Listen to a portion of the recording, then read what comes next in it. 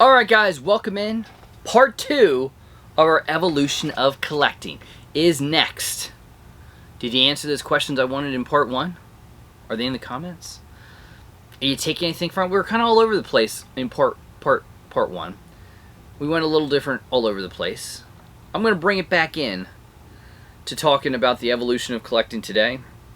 We're going to talk about the chase, the completion, the evolution, what do you do, and where could you go?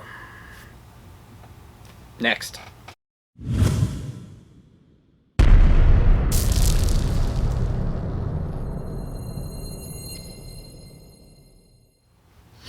That's right guys, evolution of collecting. It's another cool series that I just wanted to do. Hopefully you're taking something from it. Hopefully you learn one thing. If you could learn one thing out of this 3-part video series, I'm happy. And if one person could learn something, I'm good with that too, you know. Like, subscribe, ding the bell, all that good junk. It's down below, blah, etc. But we talked a little bit and we bounced around all over the place in episode 1. And I asked you, where is your collection? What were you a completionist of? You know, and you don't have to be necessarily a completionist of something. I told you my little story about Major Bendy's and Black Series, how those are like literally gone. Literally gone. Like, I sold them in lots, gone. And I didn't care what I got for them. And it's just like a little bell clicked in my head when I'm looking at, you know, and I love being a completionist of it, but in a business aspect, I totally understand it, and I love that they're doing that because they're making money and they're making their longevity of the business is going to be good. But for a collector, it just gets so ho-hum, and you kind of get disgusted with it, and that's just the difference. I mean, that's just what it is. It's what it is. You know, a lot of companies are like that. They're out to make money. You got to understand that. Funko's big on it, and other places are big on it. Same thing. And it's you're taking a mold and you're trying to get the most life out of that mold you possibly can, and there you have variations. So it is what it is. But for me, you know, it's talking day 2 here, guys. It's what is it for you that you're loving the collecting of it? You know, let's talk about the chase, that chase hunt, going to the store and finding that figure, that Funko Pop that you're looking for, finding a chase in the wild, a rare piece, going to your local hobby shop and maybe finding a sold out hot toy that, you know, you couldn't find anymore, or someone put in like a very rare Han Solo Chewbacca hot toy 2-pack that's sitting there. You know what I mean? It's like the holy grail of grails. Is that what drives you? What drives your collecting? Is it the chase? Is it the rare pieces? Is it the numbered pieces? Is it the value?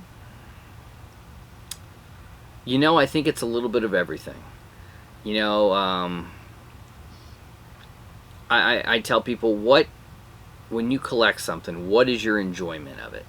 Why do you collect it? You know, look in your heart and pick your favorite collectible, your favorite set, your favorite total collection that you've had, and ask yourself, why did you go for it? Number 2, what joy does it bring you? And number 3, a little bit off that joy, is where is it? Is it in your basement? How often do you look at it? Is it in a bin? Is it on a shelf? Is it on a shelf that you can't even see it because you have everything lined up like this, just showing the sides of a box? But where is that piece? Need I say, is it in a storage unit, not even at your property? Is it sitting in a dark corner of your basement? I don't know. I don't know. You know, it's what brings you the joy. Was it just the joy of the hunt to get it, and then it sits? I don't know.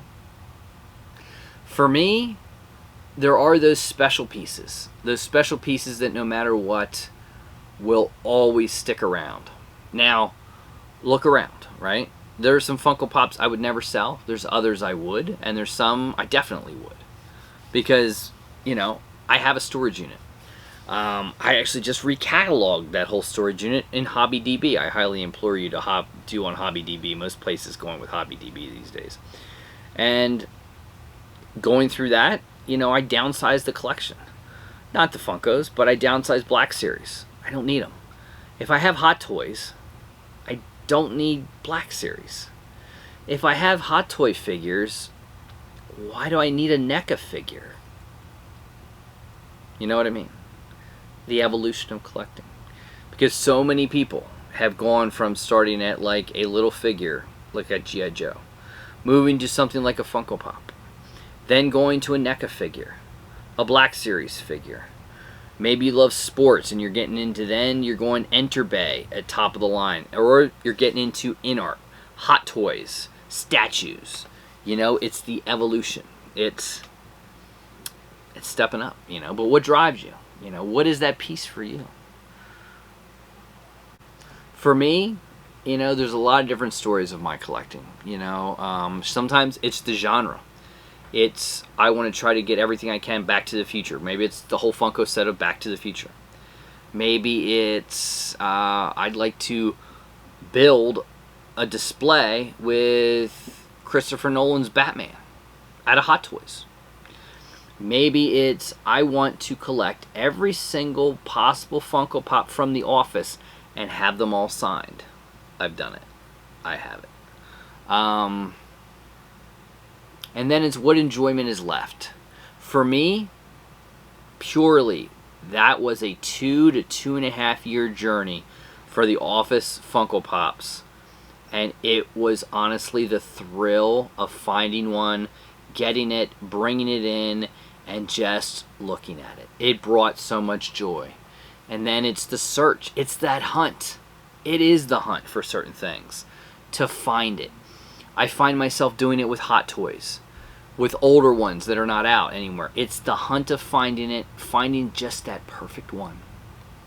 And then getting it and displaying it and looking at it. And it's almost a feeling of accomplishment. It's joy in looking at it. You know, I know some of you have great collections that you sit in those rooms, whether it's a basement or something like that, and it brings you joy, you know. It's the evolution of collecting, guys. My evolution of collecting has always been there. You know, I've done sports cards. I moved from sports cards to certain teams, and then I collected just certain players. And then there's not many. I have a few left, and then everything like that I had to get. I got rid of over the years. Funko Pops, you know, will definitely eventually dwindle down. Autographs, you know, I don't see myself ever selling my Office Funko Pop collection because it was a 2.5 year labor of love just to find them. You know what I mean? And I love them. I love it. I'm on that same path with Stranger Things. Don't think I'd ever sell them. You know, it's just that enjoyment. It's that love. It's that.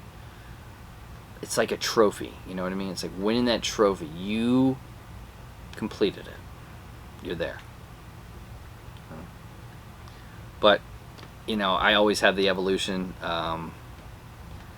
I find myself gravitating, and I have collected Hot Toys, guys, for probably 6 years now. You know. I've just never shared them with you guys, and I find myself going more that route just because of the pure art and joy of them. It is a work of art. It really is. But it's not for everybody, obviously. But I'm rambling in. This part is really to look at inside yourself and say, what are those pieces? What are those collectibles that mean the world to me? And then, where are they? Do they bring you joy now? Was it just the hunt, and that's all it meant to you? It was just the hunt, and it sits in a corner, it sits in a tub, it sits in a storage unit, and that's all it is. It was just the hunt to get it, or does that piece bring you true joy? You know? And there's many pieces that honestly bring me joy. There are pieces that I love just to sit and look at. You know what I mean? I can sit here and look at this gauntlet, and it just is enjoyment to me. You know, it's remembering seeing that movie. It's remembering seeing that movie with a buddy of mine, and it's a memory that's always there. You know, looking at Kylo Ren right there, it's the memory of taking my son to see that movie and see when he put that sword through Han Solo, the look on his face. It's the memories, it's the pieces. It's just the beauty of it, you know. And what are those pieces for you, you know? For me, it's always been memories. It's been enjoyment, and I find joy in them. And I do have a storage unit. Some stuff does sit there because I can't display it all. You know, I just can't do it. Obviously, with this new case and new thing, I'm gonna have more ability to it. And but you know, I'm rambling. These first two parts were the fun parts. The next part, well, we're gonna end with a tough one. Because the evolution of collecting, sometimes you have to go of one to get another. Sometimes you got to let go of it all for certain reasons. And sometimes it just burns you out that you're gone and you never come back. That is part 3 of our series, The Evolution of Collecting.